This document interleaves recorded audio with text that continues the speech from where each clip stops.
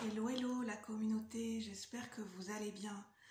Je vous tourne la vidéo, on est au matin de bonne heure.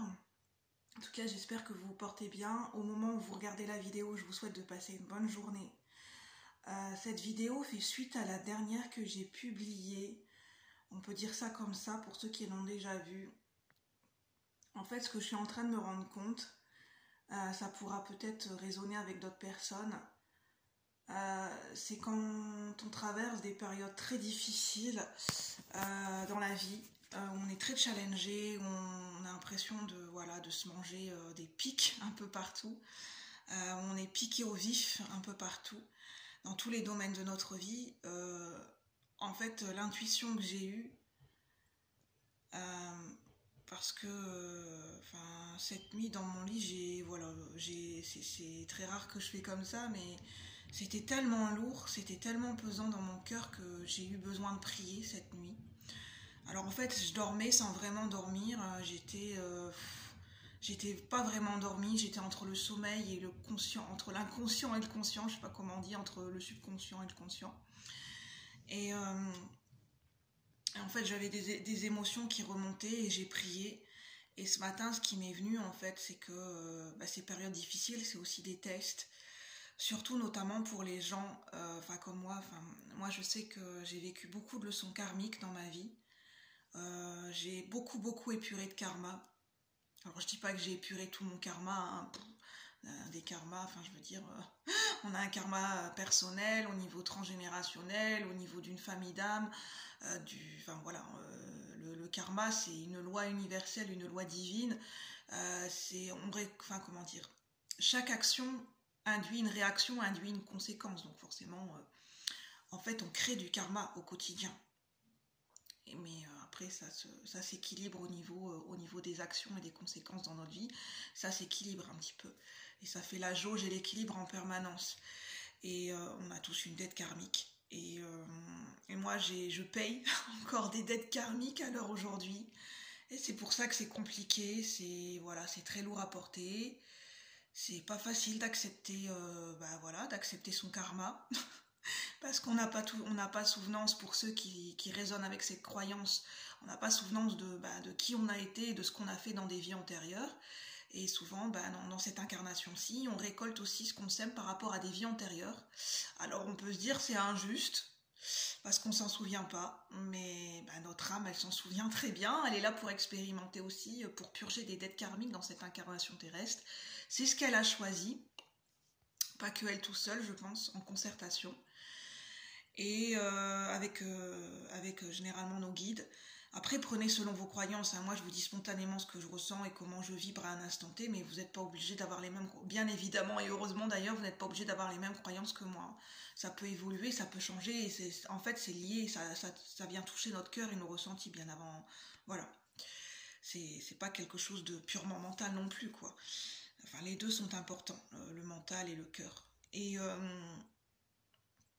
Et moi, en fait, ça vient aussi matcher avec en fait ce que la vie me renvoie dans des échanges relationnels qui font très mal et qui piquent en ce moment, où je me sens piquée au vif, où ça réveille fortement mon ego. En fait, ça me fait sortir de ma zone de confort, c'est très désagréable. Et en fait, ça vient réveiller. En fait, ce qui vient me sauter à la figure, c'est toutes mes croyances, tous mes conditionnements que j'ai eus pendant des années, sur lesquels je me suis construit. Ça c'est pas possible, ça je peux pas y croire, ça je vais pas y arriver, toutes ces croyances qu'on a à un moment donné érigées en vérité. Et puis aujourd'hui, il y a des moments ça nous limite en fait.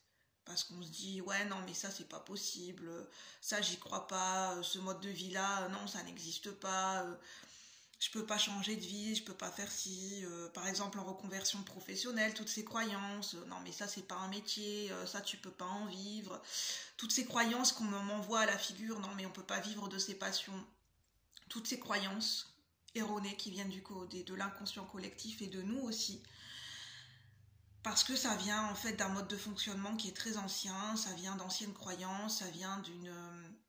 En fait, entre guillemets, c'est pas méchant, hein. Enfin, comment dire, c'est ma manière de le ressentir et de le retranscrire. Ne le prenez pas mal, mais c'est le seul moyen que j'ai d'en parler. C'est un petit peu la vieille école. C'est un petit peu le traditionnalisme qui rencontre la modernité, qui rencontre le côté visionnaire et les nouvelles idées, les nouvelles possibilités. Et des fois, ça vient clasher. Alors qu'en fait, c'est l'union des deux, en fait. Et ça résonne pour moi avec le film Le Cercle des poètes disparus.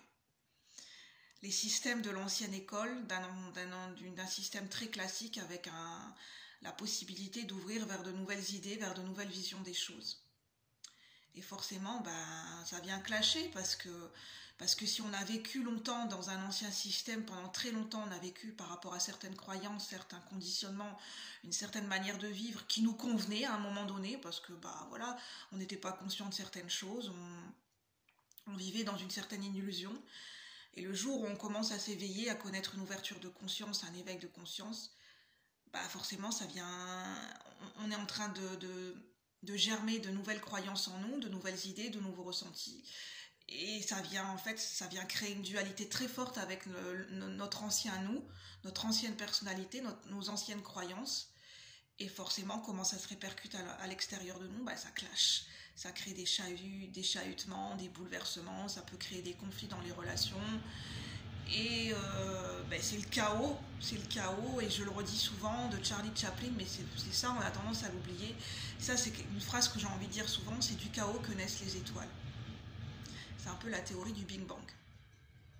Voilà ce que j'avais envie de vous transmettre dans cette vidéo, j'espère que ce sera compréhensible. J'avais envie de vous transmettre des petites idées par-ci par-là, donc piochez, attrapez, saisissez au vol ce qui vous parle. Moi je vous souhaite une bonne journée, je vous remercie d'être là, merci pour vos abonnements et je vous dis à bientôt. Bonne journée la communauté, bye bye.